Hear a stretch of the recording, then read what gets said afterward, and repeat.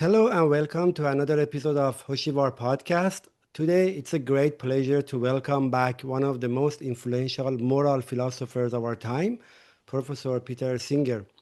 For more than 5 decades, Professor Singer's work has profoundly shaped modern discussions about ethics, moral responsibility, animal welfare, and global poverty. His writing has challenged both scholars and the public to think more carefully about how we should live and what we owe to others. He is the author of several landmark books that have transformed contemporary ethical debates. His groundbreaking book, Animal Liberation, first published in 1975, helped launch the modern animal rights movement by arguing that the capacity to suffer, not a species membership, should be the basis of moral consideration. More recently, he revisited these ideas in Animal Liberation Now, updating the discussion in light of new scientific evidence and current practices in animal agriculture. I had the privilege to translate this book. We are waiting to situation get settled down in Iran, and then hopefully this book can be published inside Iran. Hopefully at that time I can invite him again to talk about specifically about animal rights. Another highly influential book is The Life You Can Save, where he argues that people living in affluent societies have a strong moral obligation to help those living in extreme poverty, especially when we can prevent suffering or save lives at relatively little cost to ourselves. About a year ago, I had the privilege of interviewing Professor Peter Singer, and that conversation was more about the book Animal Liberation Now, and also what we think about the animal rights. Today, I'm happy that welcome him back again to this podcast. But in this discussion, I have another guest that hopefully joining us soon. Verio Amiri is my friend and also a philosopher from UK.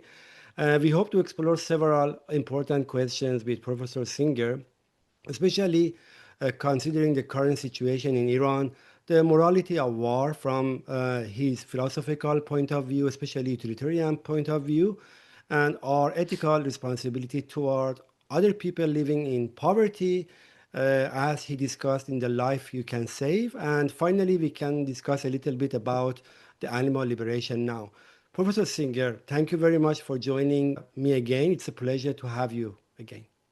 Thank you very much. It's nice to be back on your podcast. Thank you so much. As a first question, considering the current situation in Iran, I would like to start with the question about the morality around the war. From a utilitarian perspective, under what circumstances, if any, can war be morally justified? Is it possible for the overall consequences of war to make it morally permissible, even when innocent civilians are inevitably harmed? Considering the situation in Iran, many people send this question to me to ask you. Thank you for the question. Yes, and of course, this really tragic situation that is occurring now, I think, is a suitable occasion for thinking deeply about these issues. I am not a pacifist. I would like to be a pacifist and say that all war is wrong. But unfortunately, the way the world is, if we do not resist aggression, then we are at the mercy of tyrants who want more power and want to conquer. And so, for example, I certainly think it was justifiable for the Allies in the Second World War to resist Hitler's aggression and to support Poland when Hitler attacked Poland. And that was, of course, a tragic war that caused an immense loss of life, including civilian life, both in Germany and in other countries.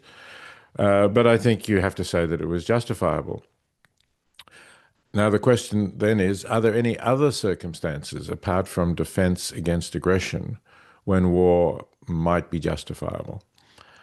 And I think that there are, but they are very limited. I accept the idea that was developed in the United Nations and other circles after the Rwanda genocide in the 1990s, when Kofi Annan, the UN Secretary General, said, if, as the genocide was unfolding, there had been a coalition of states willing to intervene and to stop that genocide, which in the end led to the massacre of 800,000 Tutsis, because they were, not of the ethnic group of the Hutus who were killing them. I think it would have been justifiable to intervene. What's important in that case is that it was estimated by people there at the time that a relatively small military force could have quite quickly stopped the genocide. There would not really any danger of a major war developing. So, as a utilitarian, I think that's a very important consideration. If you can prevent great harm occurring to innocent people, and you can do it with a high degree of confidence that there will be not zero, perhaps, casualties, but a very low level, and that you will achieve the objective, then I think that's justifiable. But it's very important that there be that clear prospect of success at minimal harm to others. And of course, that's not the situation with the American and Israeli attack on Iran. So I don't think that idea of responsibility to protect really applies. I mean, firstly, there was not a genocide occurring, of course. There was the killing of thousands of protesters, which was certainly, I would say, a crime. But it was not like that was an ongoing thing. I think by the time the Americans and Israelis attacked, that was really over, at least for the present time. So I can't see the justification that might have applied to stop a genocide or to stop an ongoing crime against humanity as really applicable to the American and Israeli attack on Iran. Thank you, Professor Singer. Thank you. Welcome, Veria, to the podcast. So maybe if you want to give a few words and introduce yourself, please. Hello, Professor Singer. It's a real pleasure to talk to you. I'm sorry I'm late. I thought it was going to be like at 11 o'clock London time. Yeah, the clock's change and it always gets more difficult. I was actually reading Sidgwick's work again. I read that like in my undergrad, and I know how important it is. In your moral framework. Anyway, it's a great pleasure to talk to you. And I think I'm not sure if you've read this article, but one of my friends told me that you have actually, and you quite agree with it. It's When is an Illegal War Morally Defensible by Gareth Evans. He said that you actually kind of agree with the points that he makes on the legality, and also I just heard that you were making the claim that because the genocide wasn't an ongoing thing, there's no justification for the war. But do you think the legality is actually a very strong motive for us to consider it an immoral action like the attack, or is it perhaps the motive of Trump's motive and Netanyahu's? Because I don't think their motive is honorable, but people like Sam Harris that I know you don't agree with on moral naturalism with, he claimed that Trump could do something based on wrong motives, but as long as it's the right thing, then we should support it. I don't know what your position is on that. Okay, there's quite a lot of good issues that you've brought up there. Firstly, let me say I do agree with the article by Gareth Evans that you mentioned, which is published on Project Syndicate website. Gareth Evans is a very distinguished former Australian foreign minister, one of the best foreign ministers we've had in my lifetime. I should also say I am a personal friend of Gareth's. We went to university together, so we've known each other for a very long time. His argument is really in two steps. One is that the American and Israeli attack on Iran was pretty clearly contrary to international law, and I think that is correct. And the UN Charter does not accept attacks on other countries unless Perhaps it's authorized by the Security Council, which of course this was not. So that's one issue. But Evans asks, and I agree with this, whether that settles the moral question, or whether it's possible that in some rare circumstances, an action contrary to international law might be morally justified. And I think it may be, but the burden of argument is a very great one. And so I don't think that burden is at all satisfied in the case of the American and Israeli attack on Iran.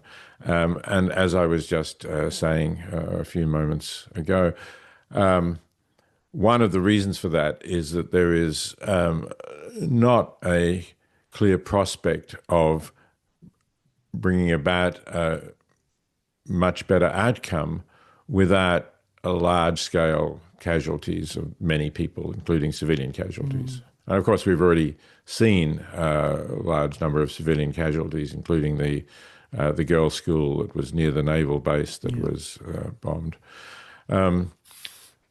So this doesn't seem to be such an instance of where, like trying to stop a genocide, where you can be highly confident that you can succeed in doing that at very little cost to others. That might be a justified occasion, and that arguably might be acceptable by international law, certainly if the Security Council supported it. But if it didn't, it might still be morally justifiable. And that's because of the consequences, in my view. You raised the question of intention and what Sam Harris might say. It's possible that somebody could do something from bad motives that actually would turn out to have good consequences. There is a question as to whether we should support that then, because we don't want to encourage other actors to attack countries, let's say, because they want their oil or whatever other bad motives they might have. So we should be very careful about supporting actions done for bad motives. But we might still judge the outcome as a good one. We might say, well, it's not a bad thing that this happened, although as far as praising or blaming the person who caused it to happen, since they did it for bad motives and would have done it even if the consequences had not been good in the impartial sense. Let's say the consequences might have been good for America or good for Israel, but not good for Iran, and not good for Iran in a way that was so serious that it outweighed clearly the good that it did to Israel or the United States. Then I think you would have to say that that was not the right thing to do, and you should criticize the person who did it. Since we're on that point, you've argued that ordinary moral intuitions are often shaped by evolution and tribal history, and so they're not reliable foundations for our ethics. I think that was your position.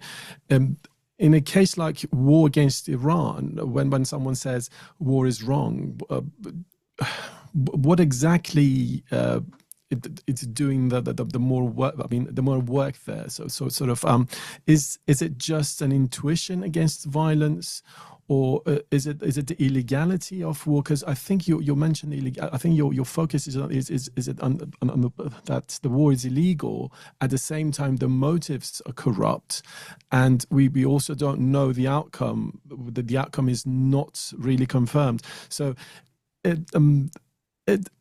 if it's not the expected outcome either, then which of these fundamental, I mean, which one of them are fundamental, which one is secondary? And also, if Iranian people believe that the outcome is going to be better than what it is, I'm not sure about the future. Perhaps it won't be. Perhaps the future will be actually worse. We don't know that. But at this moment in time that we're not sure about the future, and as long as some Iranians, or at least perhaps more than 50%, believe that the outcome will be better, are we morally justified to at least condone the war? Or I don't know. What do you think? So I think that that question really requires a careful assessment of the likely consequences of waging the war. And it isn't so relevant whether 50% of Iranians or 51% believe that the outcome is likely to be better, because they might be mistaken. They might be wishful thinking that they're hopeful. But we might conclude, after looking at other attempts to bring about regime change through air power, that it's very unlikely that this is going to succeed. That if we look at such attempts in the past, they nearly always have failed, and the results have often been worse. You look at what happened in Afghanistan and in Iraq, and this was not simply air power. This was obviously through troops on the ground as well. But still, the consequences were not very good. Libya would be an example, another example where there was an intervention which seemed justified to protect civilians that Gaddafi's forces were attacking. But the result was a long period of essentially civil war, different contending factions. It was not good for the people of Libya, even though maybe many of them hoped that it would liberate them from Gaddafi and would have good consequences. So I think that's really the judgment. It's certainly not just a matter of intuition and saying, well, war kills people and that's horrible. It is horrible that war kills people. But, of course, it's also horrible that a regime kills thousands of protesters, peaceful protesters against it. So that's the kind of thing that has to be weighed up. And so people could have different judgments on that, looking at it. But it seems to me, looking at what has happened through war in the past, that it's unlikely that this will succeed in bringing about a clearly better outcome, and the costs to many people are already high and will get significantly higher. And in fact, it's not, I understand that you would focus on the people in Iran. They're certainly the ones who are facing the brunt of the bombing. But there's also an impact on the global economy due to the increasing price in oil. And for many poorer countries, that could be a very serious increase as well. So there could be widespread hardship on other countries as well as on Iran.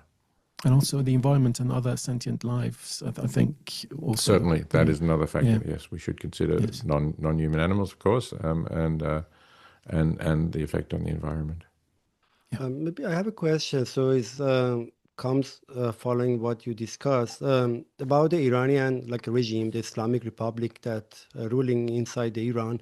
Some people argue that this government already killed many people, 1,000 people, 36,000 people at least, 2 months ago, 1.5 months ago. And then during the 47 years, executed many people, thousands, even maybe 10,000s of people. And also other things similar to maybe the condition of the health, the air pollution.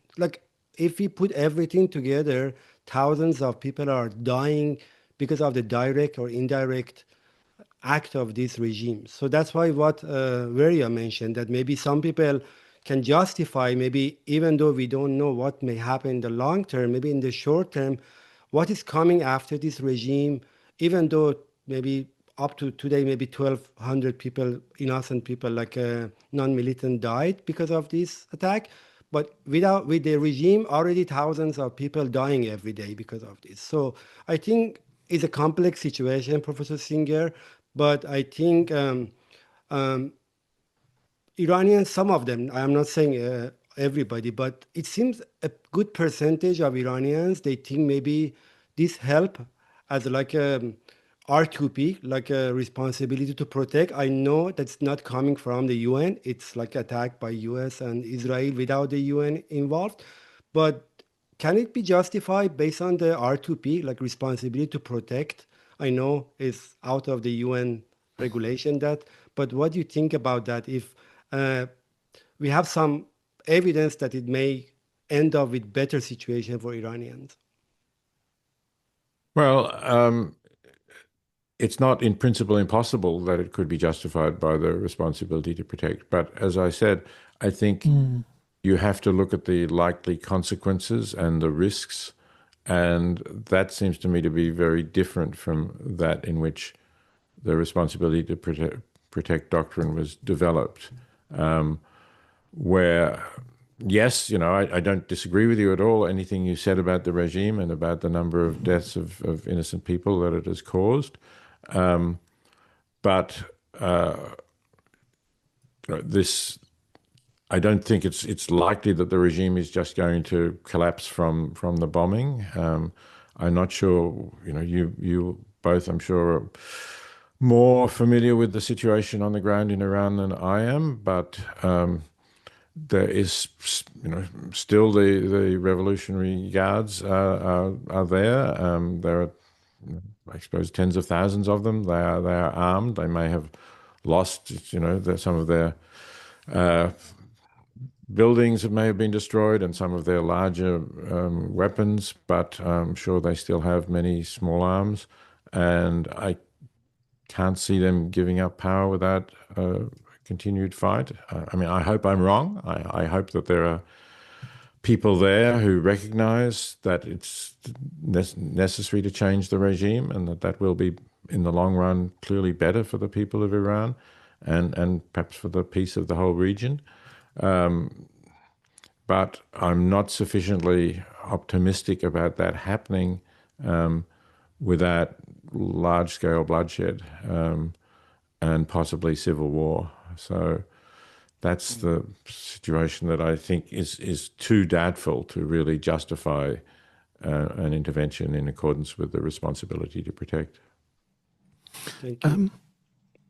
Go ahead, Larry. Can I quickly ask something? I totally agree. This is a serious risk, actually. A lot of people are talking about it, that these people are not going to lay down the arms. And after the bombings stop, the only way for them to, the only way for us to be able to go to the next phase, which is hopefully democracy or at least a referendum, will be that the US will bring the infantry and they disarm these people, which is not going to happen, I don't think. And they actually vividly saying that we are not a nation building here. We're not doing any democracy sort of whatever. We're not doing that. And they're very adamant and clear about it. So, but at the moment, the thing is that the war has started. If we are thinking through a utilitarian framework, if the war stops right now, according to what those who are opposing the war are clever,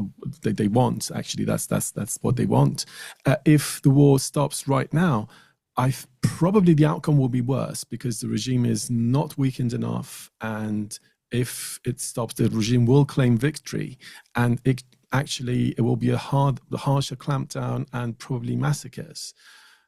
In this exceptional case, do you think it will justify the continuation of the war, or at least us not calling to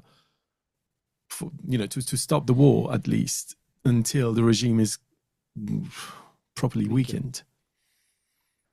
Well, and firstly, I don't think one can place much weight on what the Trump administration says it's going to do, because it seems to change quite frequently. And it, Trump, before he was elected, said that he was against these foreign wars, that he was, not in favor of spending American resources on nation-building wars. And now he's doing just that. I saw an estimate that it's cost $5.6 billion already at this stage of the war. So, who knows what he's actually going to do. Is it justified in calling for the war to continue because the situation will be worse now? Well, it might get even worse is the problem. Compare the situation in Gaza, right? Look at Gaza is quite a small territory, 2 million people, not 90 million like Iran. And Israel has really devastated large parts. You've seen those photos of buildings totally destroyed, large parts. I don't know what the current figure is. 60,000 people have died. Not all of them, of course, innocent civilians. Some of them Hamas fighters, but maybe 40, 50,000 innocent people out of that 2 million. And still Hamas is there, right? I mean, it's not like Hamas has now been eliminated. Hamas is still got fighters. And it's not at all clear whether if Israel, were to say, okay, we'll allow the people of Gaza to have a referendum and elect their own government, even if that were supervised. It's not at all clear that Hamas would not continue to have a role. So I find it hard to see how continuing the war is going to lead to an end to the current regime, unless, as you say, America were to have a massive military invasion on the ground. And I just, I agree with you. I don't think Trump is going to do that. So I'm not optimistic, unfortunately, of a solution. I hope very much I'm proven wrong. I might be. But at the moment, I'm not optimistic that continuing the war is going to bring about a better outcome for the people of Iran. I used to be very much inclined towards utilitarianism. Then I changed to deontological ethics. Then I moved back to utilitarianism. Now I'm sort of into some sort of procedural,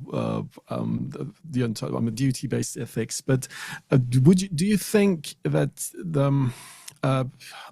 your approach is mainly from a consequential perspective, but weighing the risks you're weighing the risks basically. But suppose someone argues from the duty-based standpoint that there is a moral duty to resist and confront deeply criminal regimes, even if the outcome is uncertain. In that view, sort of allowing a dictatorship that systematically murders and oppresses its people this is bad. This is, we just need to resist them. Do you think such a duty-based argument has any force here, or do you think that morality of war must always be judged entirely by the consequences?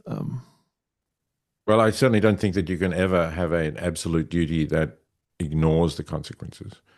Because if you did that, then if Putin's regime in Russia is also, doing things that are clearly wrong, the invasion of Ukraine, but even also internally within Russia, there's suppression of dissent, that would suggest that there's a duty to go to war with Russia. And of course, Russia has thousands of nuclear weapons, and that would be a catastrophe. So I think any duty about helping to overthrow repressive regimes or helping people who are suffering from those regimes has to be tempered by a consideration of the consequences. Of course, the nuclear war is a particularly extreme consequence, and fortunately the regime in Iran does not have nuclear weapons at this stage. But I still think that, I would still say a duty can only exist when one can go ahead with a reasonable expectation that the outcome will be better than not going ahead. Yeah. Thank you. Very. Do you have any question? We have 3 topics to cover today. First part is about the war, the morality of war, and then we can go to little bit talk about the Life You Can Save book that Professor Singer wrote. And then at the end, we can cover a little bit of animal liberation, because we discussed about animal liberation in a separate session last year. I don't want to cover more, but because you may have some question about that book as well, you can ask. But do you have anything about the topic of war before I move to another topic? Perhaps just one more question. If there is a real, I'm just going to push on that point. If there is a real duty to resist deeply oppressive regimes, but that duty sort of must be tempered by the consequences, then how should we determine the threshold? At what point do the expected risks outweigh the duty to confront the regime? And at what point does duty become, strong enough to justify these risks? Because perhaps for Iranians, it will be the case that they say, okay, it's our duty to move towards a more just society. At the moment, we don't have justice. And even if we're going to utilize Netanyahu or Trump, in order to get what we need, it's our duty to fight against this regime. I know that's going to be, using Netanyahu and Trump as utility here. Perhaps that defeats the purpose. But I don't know. What do you think? Where do you think the threshold is? So I think the threshold is again. Is there a high probability that you will cause more harm to innocent people than if you don't do this? And no matter how bad the regime is, I mean, I'm thinking perhaps of the uprising of the Polish Home Army against the Nazi occupation of Warsaw in Poland, when the Russians stopped on the opposite bank of the Vistula, and the Polish resistance, if anybody ever had a duty to resist an evil regime, the Poles had a duty to resist Nazism. But the result was actually disastrous for Warsaw and for people who were living in Warsaw, who were not themselves a danger. I don't think that really was a desirable thing to do. It was very brave. It was heroic. You may admire the courage of the people who did this, but it still would have been better if they had waited until eventually the Russian army had liberated the rest of Poland, Western Poland. So I think you do have to always look at the consequences. And there will be difficult calculations, and that's where the facts are important. And, careful estimates of what are the chances of really achieving a good result are essential for any judgment that you have a duty to act. Yes, yeah. I remember a question that I want to ask here. After the massacre of the 1,000 people, recently in Iran, the reaction of some of the political groups in US or in the West, including some of the people who are affiliated to left, that reacted on the Gaza against Israel at that time. Some of the campus in the universities here, they demonstrated against that. But here also, at least 36,000 people already massacred. But Iranians, because asked for support from Israel or from the US, we didn't get that much support from the West to support Iranians before the war started. What's your opinion about double maybe point about the left that supported the Gaza massacre, maybe 60,000 in 2 years, but 36,000 people in Iran in two nights, 2 days. But we didn't get that support from the left section of the West. I think you mean like the geopolitical left, not geopolitical. The humanist left. No, not humanist. I mean geopolitics. Yes, because they are different. You are mostly the political left. I mean, this is something that the criticism is against the political left. Like Democrats here in US didn't stand with Iranians. But the right is now standing with Iranian. So what you're saying about this, it's more political, yes, it's not about the humanist left. Yes. Campus left, Campus left.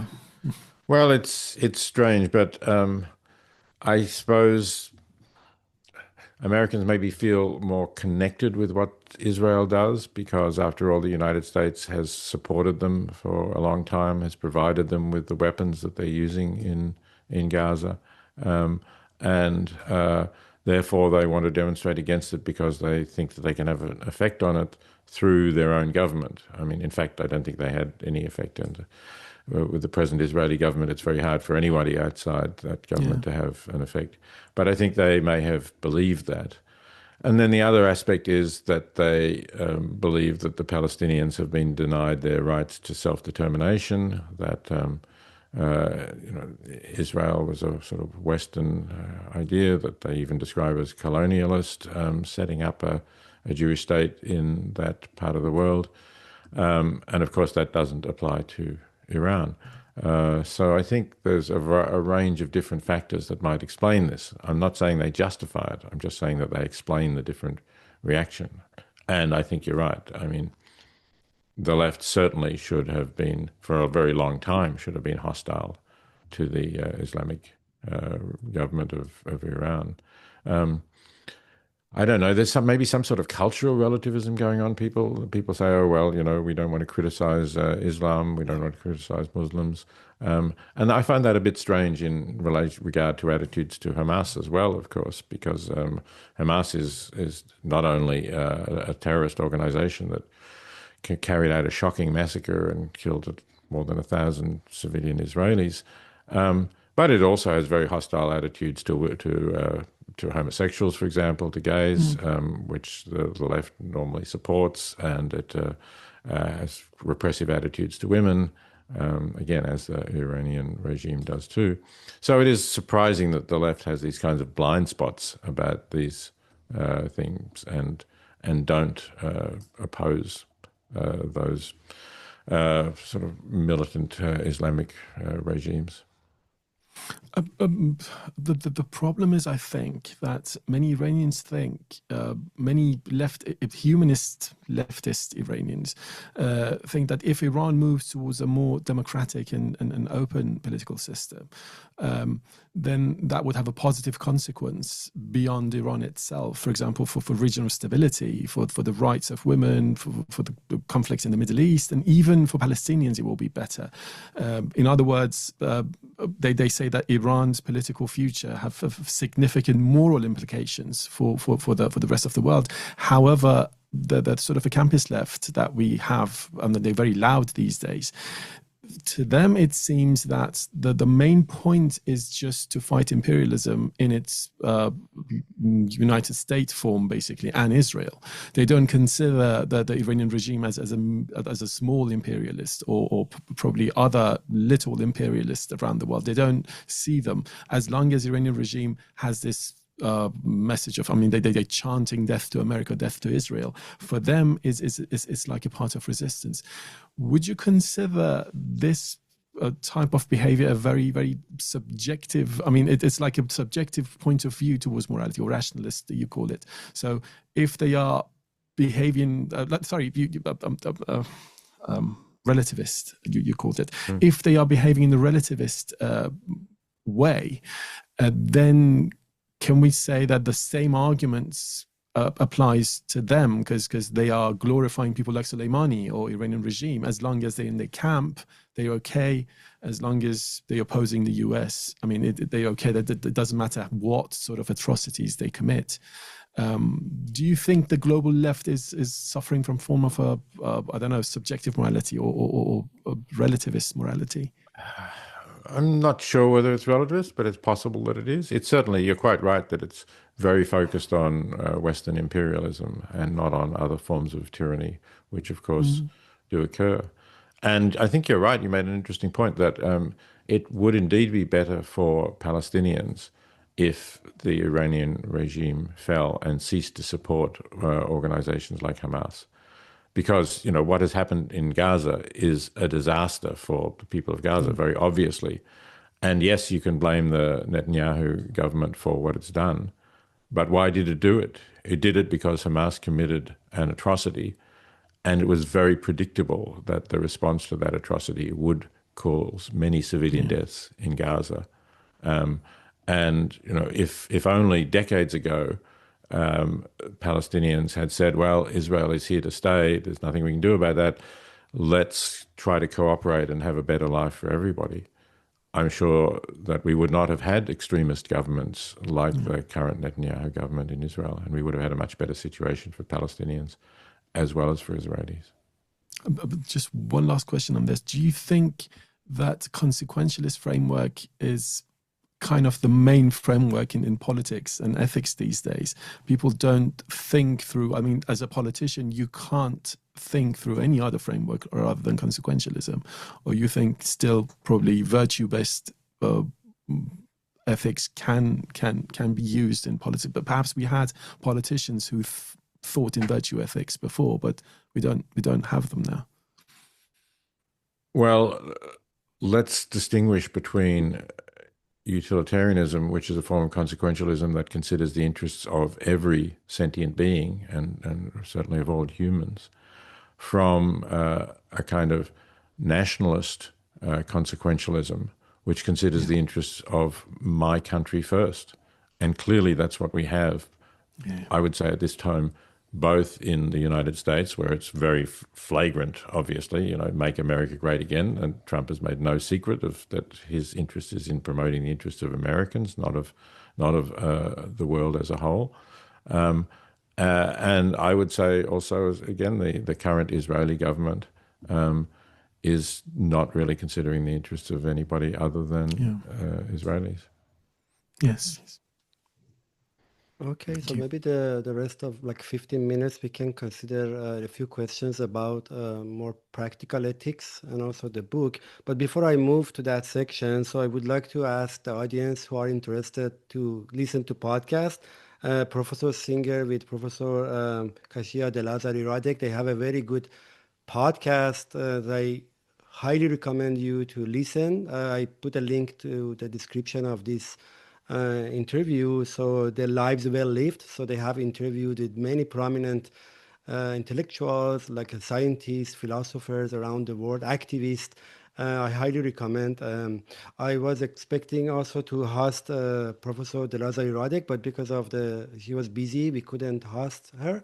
But maybe after the publication of the book in Iran, Animal Liberation Now, maybe I can invite both you, Professor Singer, and her, maybe to join us. Maybe we can talk more about animal rights after the publication of the book.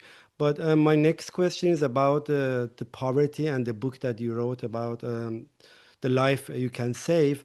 You argue in that book that the people in affluent societies like US or even Western countries, they have a strong moral obligations to help those living in poverty, especially extreme poverty.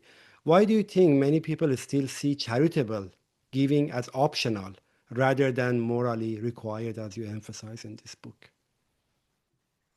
Well, I think this follows from what we were saying before, that just as governments tend to put the interests of their own people ahead of the interests of anyone else, so individuals put the interests of themselves and their families and close friends ahead of those of strangers living in distant parts of the world.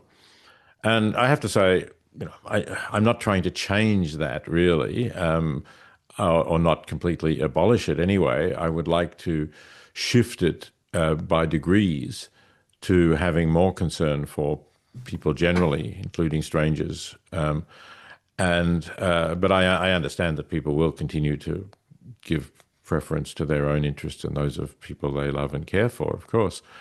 But what people don't realize is that the difference in resources and income that exists in the world today between affluent countries and those countries that have people living in extreme poverty as defined by the World Bank, which basically is something like $3 a day that people are living on. That's such a huge difference that even if we do generally give priority to our own interests and of those who are close to us, we can still do a lot for people in extreme poverty because, think about $3 a day. We will spend that on more than that on a cup of coffee at a cafe without giving it a second's thought, or like buying bottled water when the water that comes out of the tap is perfectly safe and drinkable. So we do these things that bring us no real significant benefit. And yet that would double, if we gave that $3 to somebody in extreme poverty, that would give them twice as much to live on for that day. And these are amounts we are spending every day. So we could double the annual income of people in extreme poverty at really no significant cost to ourselves. What we need to do that is to know the right organizations that will use those donations with the maximum effectiveness to improve the lives and sometimes save the lives of people in extreme poverty. So that's what I wrote the book, The Life You Can Save, about. And out of that book grew the organization, The Life You Can Save. And any of your audience can go to thelifeyoucansave.org, and you will find there a list of independently evaluated charities helping people in extreme poverty. It's not a long list. It's something in the 20s, I think, 20-something organizations, but they've been carefully screened and selected.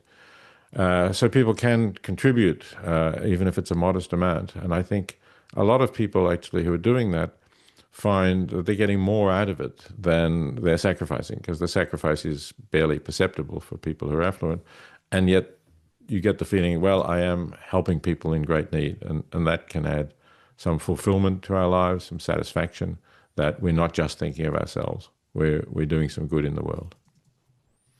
Thank you. Yeah, go ahead. Just before you start, I will put a link to this website. So, yeah, one of the reasons that people may not donate is because they may not trust to some of these charities, as I talk to my friends here. So, but if we find a charitable organization that they pass this money to the right people in the world, that might be another thing.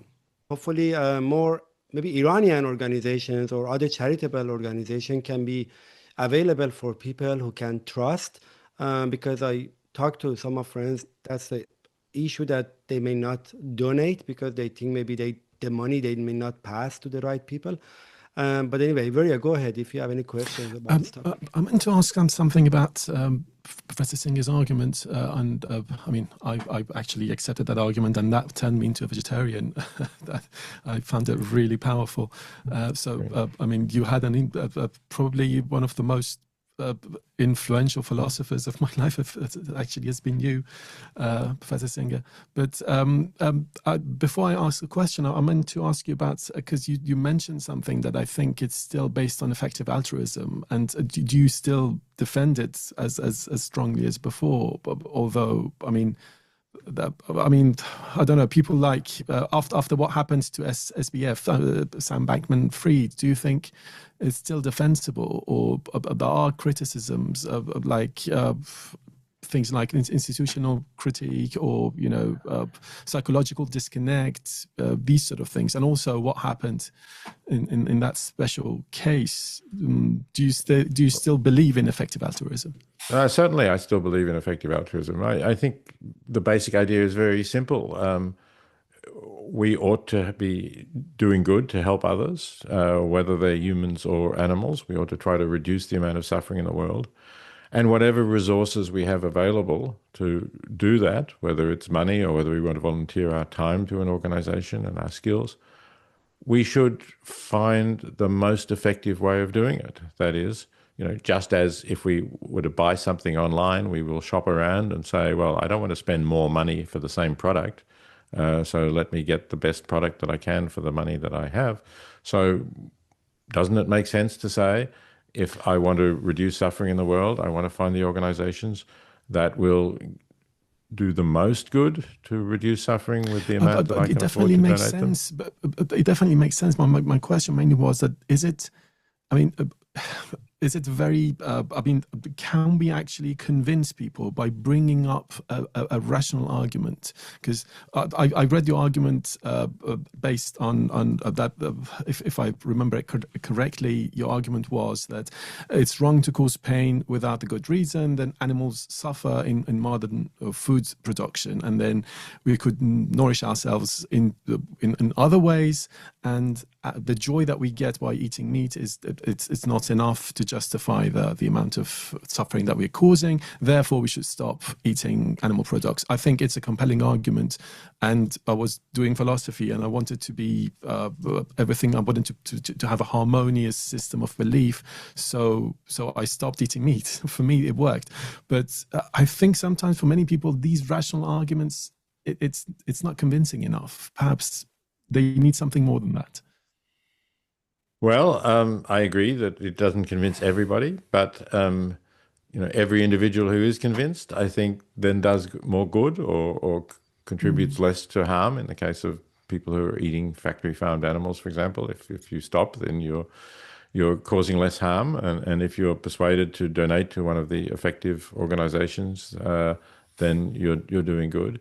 I wish I knew how to reach everybody with these arguments, but I don't. And you know, there are other ways of trying to reach people, certainly. But my skills and I guess my professional background is in philosophy, and that means in producing arguments and reasons, and that's what I think I do best. If there are other people who find other ways of persuading people, maybe more emotional appeals to do the right thing, good. I hope that they succeed in getting more people to do the right thing. Just last one final question. Do you think these processed meat industries, these companies that are technologies that like they make synthetic meat, do you think it's moral to invest in these companies? Because and it's moral to actually promote this technology. Do you think this technology is something that we should actually promote and support at the moment? Yes, I do. I hope it will succeed in the end. I mean, I have to say it's been disappointing because, I don't know, maybe 20 years ago, people started talking about this and they said, give it 5 years and it will be in the supermarkets and it will compete in price with meat from animals. And that hasn't happened. There are some products on sale, but they are still very expensive and rare. But it's hard to see how we're going to stop factory farming otherwise than by producing something that tastes the way meat from animals does, and yet does not harm any animals, and also, of course, is much more sustainable, because the factory farming is an incredibly unsustainable industry. It just wastes vast amounts of food that we have to grow to feed the animals in sheds, and we get back a small fraction of the food value that we feed to those animals. And then there's the pollution problems with the vast amounts of manure that are produced and concentrated in one spot. There's the pandemic health risk from these thousands of animals crammed into sheds. There are huge problems, and I think that's a major moral atrocity too. And as you just said, the arguments that I and others have been putting forward persuade some people, but they don't persuade people en masse. In fact, it's one of the sad things is that in the 50 years since I first published Animal Liberation, the number of animals in factory farms has increased, not decreased. So if people are not going to be persuadable to stop eating meat from animals, then perhaps we need to find an alternative that will give them the same tastes and sense of what they're eating. They won't have to change their traditional or cultural eating habits, but they will get a product that causes so much less harm.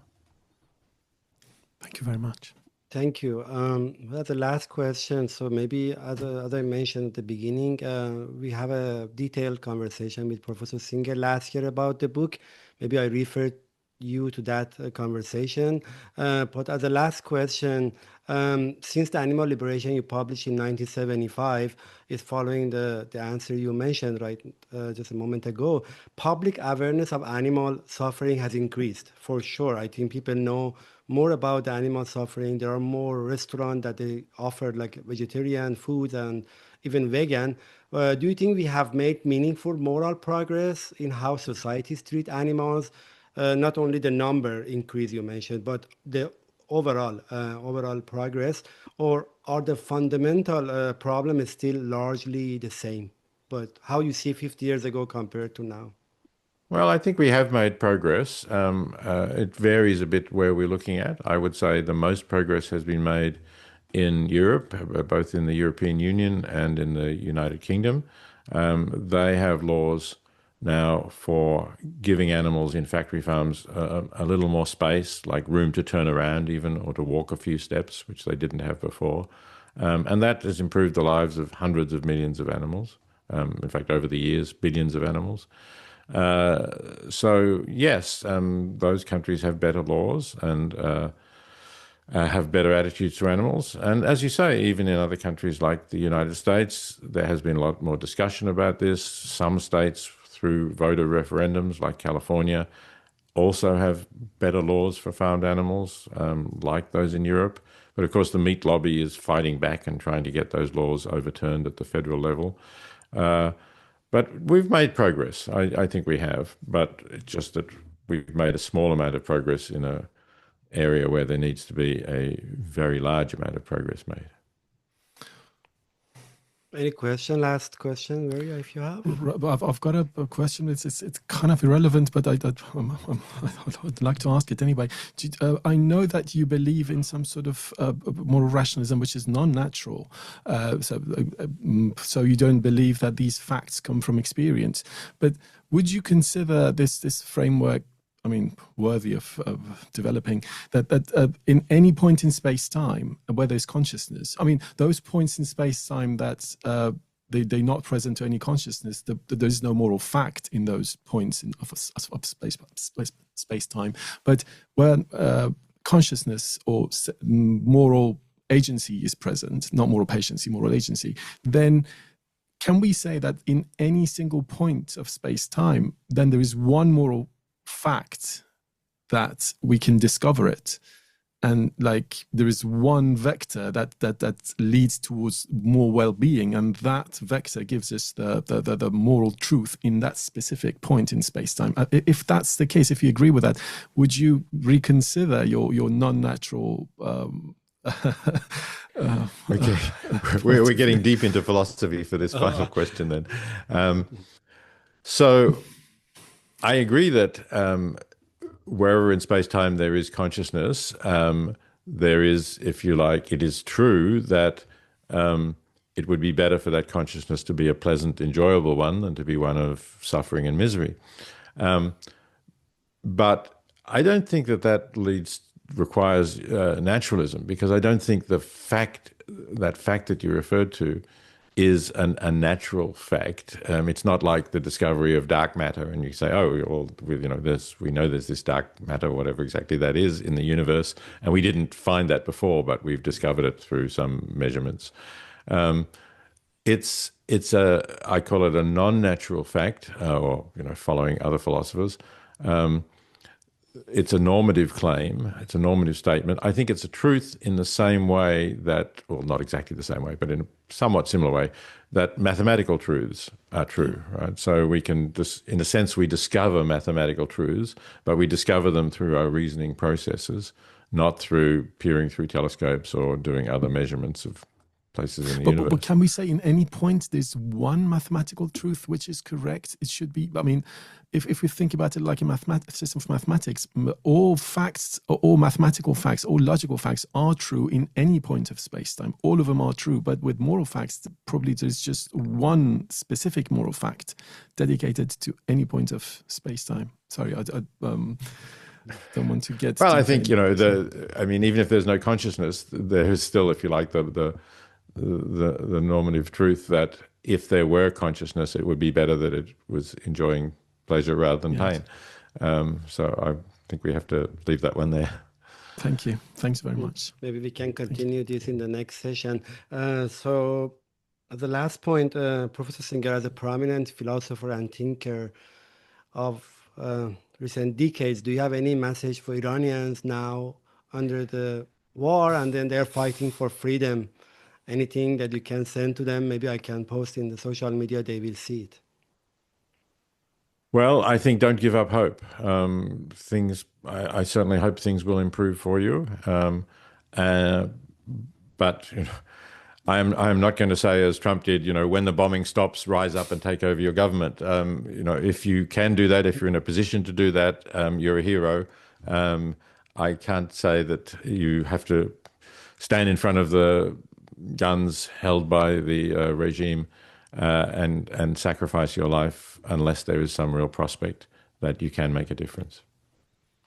Thank you so much, Professor Singer. Thank you very much. Also, Veria, for joining. It was a great pleasure. Thank you. Thanks. Hopefully, thank you, Veria. It was nice to meet you on screen. Nice to meet you. Hopefully, we can meet again. Thank you for joining us. Thank you. Have a good day. Bye-bye. Good. Okay. Bye then. Bye. Bye.